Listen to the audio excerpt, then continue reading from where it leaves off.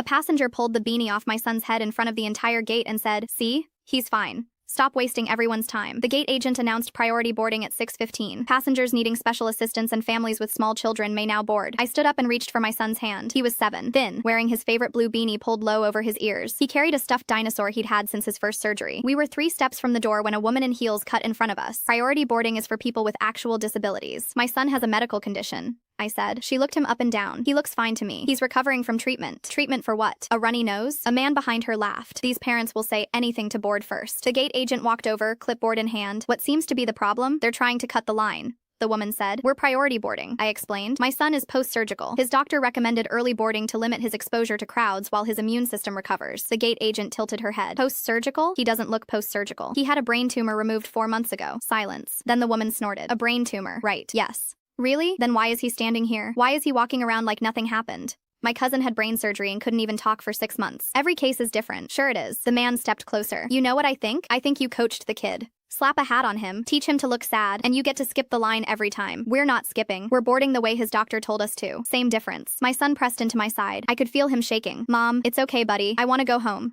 We are going home. Just give me 1 second. The gate agent crossed her arms. Ma'am, do you have documentation? His discharge papers are in my bag. Of course they are, the woman said. Probably printed them off the internet. I pulled the folder out of my bag, handed the papers to the agent. She flipped through them, barely reading. These could be from anywhere. They have his name on them, his doctor's signature, the hospital seal. I've seen very convincing fakes before. The man shook his head. Lady, just admit it. There is nothing wrong with your kid. My son was crying now. Not making a sound, just tears falling silently onto his dinosaur. The woman crouched down in front of him. Sweetheart, does your head hurt right now? Right this very second? He didn't answer. See? She looked back at the crowd. Nothing wrong with him. Then she reached forward and pulled the beanie off his head. Look, he's perfectly. She stopped. The right side of his skull was shaved to the skin. A long curved scar ran from just above his ear to the base of his skull. The skin was still pink, still healing. Small dots lined both sides where the surgical staples had been. The left side of his head still had his brown hair, uneven where they'd tried to save what they could. Nobody moved. My son stood there, his hand halfway up, reaching for the hat that was no longer there. His bottom lip trembled. He didn't try to cover the scar. He just looked at the woman, eye level with her, where she was crouched. I had a tumor, he said quietly. It was the size of a golf ball. They cut it out. It took 9 hours. I couldn't walk for 3 weeks.